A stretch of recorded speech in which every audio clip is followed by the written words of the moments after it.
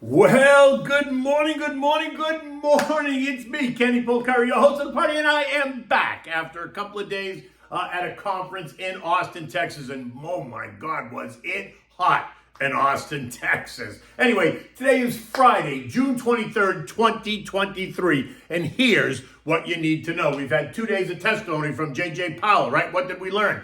Well, he's going to keep the heat on as he promises to continue to raise rates.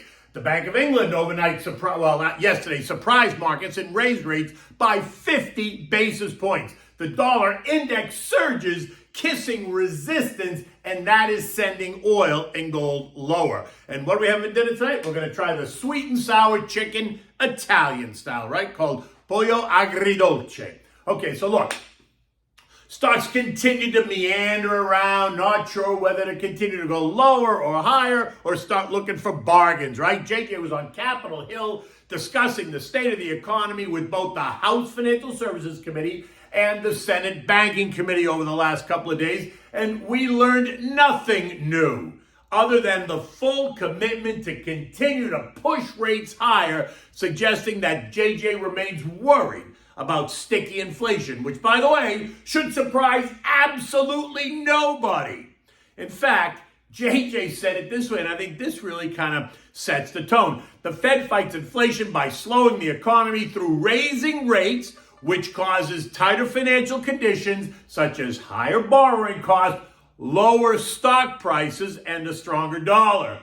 And that about says it all. Note the lower stock prices reference, because I think that's ultimately he's trying to take some of the fluff out of the market, and he may succeed. Now, given that the economy remains strong and inflation is moving in the right direction, it is likely that we are closer to the top of the rate hike cycle than not, right? Although traders are still pricing in just one more hike, they're not pricing in a cut anymore, but they are pricing in one hike. JJ's made it clear that there will be at least 2 and maybe 3 more hikes. Yesterday, though, while stocks remained weaker in the morning, we did see investors go back and dip their toes into some of the popular tech names that sold off 3 or 4% over the last couple of days earlier in the week, right? Thinking that they got the buyers now thinking, wow, we got a bargain. The stock is down 3%. Since when is 3 or 4% considered a bargain? I mean, it's ridiculous. A bargain is down 10% or down 30%. But my sense is that investors who missed the tech move higher are now looking for an opportunity to get in. And if they can't, as long as they say they're not chasing the name, then it makes them feel better, right? So if they're buying it on weakness, then they feel better. But guess what? If we are all expecting the Fed to push rates up 2 or even 3 more times before this is over, then I can almost guarantee you that these high-flying tech superstars are surely going to back off once again. Why? Well, first of all, they're already up double and some triple digits, some trading at very stretched valuations. They are priced for perfection. They are not priced for a market that could see rates touch 6% at the terminal level, right? The Fed funds rate. The S&P is trading at 19.5 times forward earnings, which is a bit rich for 6% rates. But it's also just a handful of stocks that's causing that multiple to be what it is. If you take out, say, the top 7 or 10 names, then the S&P is trading at a more reasonable 15 times forward earnings, which suggests that those top names are causing the problem in terms of valuation. So if investors get more anxious, then those 7 or 8 or 9, 10 names are going to come under pressure first. And that's exactly what we saw earlier this week, right? I mean, for example, on Wednesday, when the market closed lower, the S&P lost 1.2%, while the NASDAQ lost 1.2%, while the S&P only gave up 0.5%. We saw anything tech lower, while we saw those underperforming sectors that we've been talking about go higher. So what are we talking about? Healthcare, energy, staples, utilities. And why? Because investors don't want out of the market. They are just taking profits from the high flyers and reallocating them to the underperformers. Now, if the money came out of the tech and went into cash and didn't get reinvested, then you would have seen the S&P fall even further, but we didn't see that. And that suggests that investors are okay with where we are going and what we're hearing from the Fed about the economy and rates and all that. Remember, it is also quarter end, and asset managers are preparing to window dress their portfolios in preparation for the second quarter marking period and the start of the third quarter as they set themselves up. By the end of the day yesterday, the Dow lost 5 points, right? The S&P gained 16 points or 4/10. The NASDAQ rose by 128 points or 1 full percent. See that? The Russell lost 14 points or 8/10, and the transports gained 59 points. Now look, while investors remain unsure of what's next, and while the Fed has made it clear that they are not done, it is also clear that other global central banks are not done yet either. And they are still actually fully committed to their inflation fight and are prepared to sacrifice economic growth if they have to. Yesterday, we saw the Bank of England raise rates by 50 basis points. This after the inflation figures came in hotter than expected across the UK. And that left the Bank of England President Andy Bailey with little choice. Recall last week we saw the ECB raise rates by 25 basis points, and ECB President Christine Lagarde made it very clear that she is not done raising rates either. And remember, we also saw increases in Norway and Switzerland. So the move higher for banks around the world remains in place, and that will, in my opinion, hold a significant move higher in stocks at this point at bay. Eco data today includes U.S. manufacturing and services PMI, right? Manufacturing is expected to be 48.5, which is contractionary, while services is expected to come in at a solid 54, which is still expansionary. Remember, we are a services economy. This morning, futures are lower. Dow futures down 110, S&P is down 20, the NASDAQ down 105, the Russell is off by 12. As investors are mulling over the week's data and JJ's commentary. Recall that once again, he reiterated that he sees no rate cuts this year.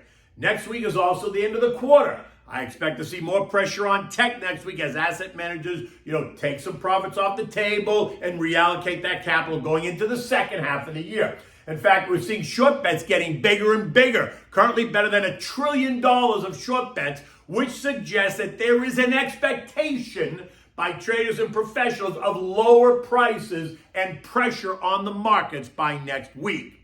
Now, stocks this morning in Europe are weaker, right? Weaker Eurozone data points sent investors into the safety trade, right? Think bonds, as the expectation is for the recent moves by the ECB and the Bank of England to tip those economies into a recession. German economic activity fell more than expected, driven by a slowdown in services and manufacturing, while the French economy is also expected to show a bigger slowdown than anticipated. At 6:30 this morning, those markets across the zone were down anywhere between 0.3 and 0.8%. The dollar index, as you can imagine, surged higher over the past couple of days on all the talk of rate hikes, moving right up to trendline resistance at 103.6. And that is putting pressure on the commodity complex. Remember the inverse relationship. Oil is a bit lower, trading at 68.60. Now once again below 70 on the stronger dollar, as well as on the idea that the global economy is on the edge of a recession, even as U.S. crude stockpiles fall, suggesting that demand here is fine. And I would argue that point, but I could argue until I'm blue in the face. In any event, oil is once again testing the lows of the year, right to the mid-60s. Expect to hear from the Saudis over the weekend because they are not happy about this. And on the back of that stronger dollar, we also see gold coming under pressure. Overnight gold traded as low as $19.20 an ounce. And it's likely to test a trendline support at $18.95 next week if we continue to have this talk of higher interest rates. Gold is now down 7.5% since the May high. Think of the stronger dollar. And if the dollar breaks above trendline resistance at 103.06, then we could see a test 104.70, which is the most recent high, and that will put more pressure on gold. 2-year treasuries are yielding 4.77%, 10 years at 3.75. The shorter duration 3 and 6 month bills are yielding 5.3 and 5.4% respectively. Now the S&P closed at 43.81, up 16 points. This morning, the tone suggests weakness. And this shouldn't be a surprise at all. It is the end of the week. There's a big Russell rebalancing today, and so expect lots of activity. Doesn't really affect you, just expect lots of volume.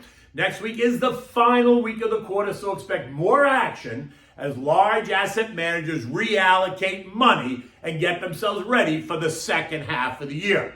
We're going to hear from 3 Fed heads today. St. Louis's Jimmy Bullard, Atlanta's Rafi Bostic, and Cleveland's Loretta Mester. Of the three, I would be paying the most attention to Loretta, followed then by Jimmy and then Rafi, right? Just a reminder, Loretta and Jimmy are pushing for higher rates with the 6 handle on it. Rafi says, I'm okay to take a break.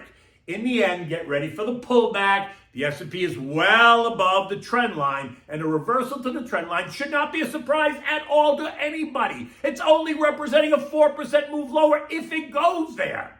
And that's nothing to get all worked up about, but it will shake the branches a bit as investors then place bets on whether or not that trend line is actually going to hold or not. Look, in the end, you know what the deal is as a long-term investor. Don't get in a panic. Stick to the plan. Build out the defensive part of your portfolio. Do not keep chasing tech names that are way overdone, even if they pull back 2 and 3%. If you put your money into short-term treasuries because you're nervous, then get ready to roll them over again once they become due, right? If you're skeptical kind of about what the summer months are going to bring. I'm good either way because you know me, I'm adding to the defensive side of the portfolio, not chasing tech up here. Okay, so what do we have for dinner tonight? Well, it's Italian-style sweet and sour chicken, otherwise known as Pollo Agridolce. It sounds really kind of sexy when you say it in Italian. You roll the R's, you do all that. Anyway, look, for this you need chicken pieces, legs and thighs and breasts, olive oil, salt and pepper, diced onion, chopped carrots, chopped celery, plenty of sliced garlic cloves, at least 6 or so. You need a 1/4 cup of sugar, 1 cup of Chianti, a 1/2 cup of red wine vinegar, 1/2 cup of orange juice with the pulp, and you need sliced almonds, which are optional, but I always use them. Season the chicken pieces with salt and pepper, set them aside. In a heavy frying pan, heat up the olive oil. Now brown the chicken first on all sides, removing after you brown them and put them on a platter. Leave them for later. Now, to that same pan, you're going to add the garlic, the carrot, the celery, and the onion. Saute all of that for 10 minutes on medium-high. Now add the sugar, the wine, the vinegar, the orange juice, and the almonds. Bring it to a boil. Then add the chicken pieces back, skin side up. Place a lid on the center and turn the heat to simmer and let it cook for another 30 minutes. Now, remove the chicken and place it on a platter. Turn the heat up to high. Stir it until it's nice and thick, right? Some of it will evaporate away. Maybe 4 or 5 minutes max. Taste it, adjust the seasoning with salt and pepper if you need to, then spoon the sauce over the chicken pieces and serve.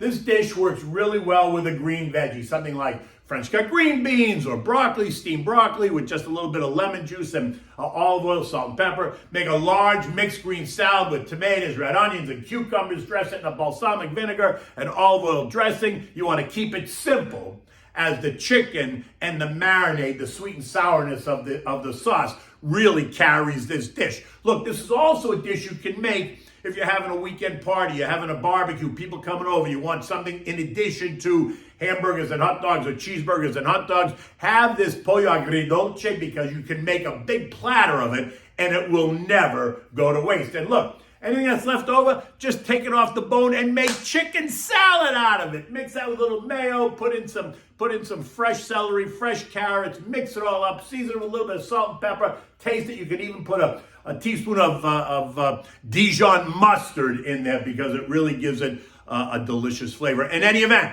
look, it's Friday, the weekend is coming. It's going to be hot today here in South Florida as we prepare for storms in the Atlantic. And I wonder if those storms in the Atlantic suggest anything about the U.S. stock market. In any event, until Monday, take good care.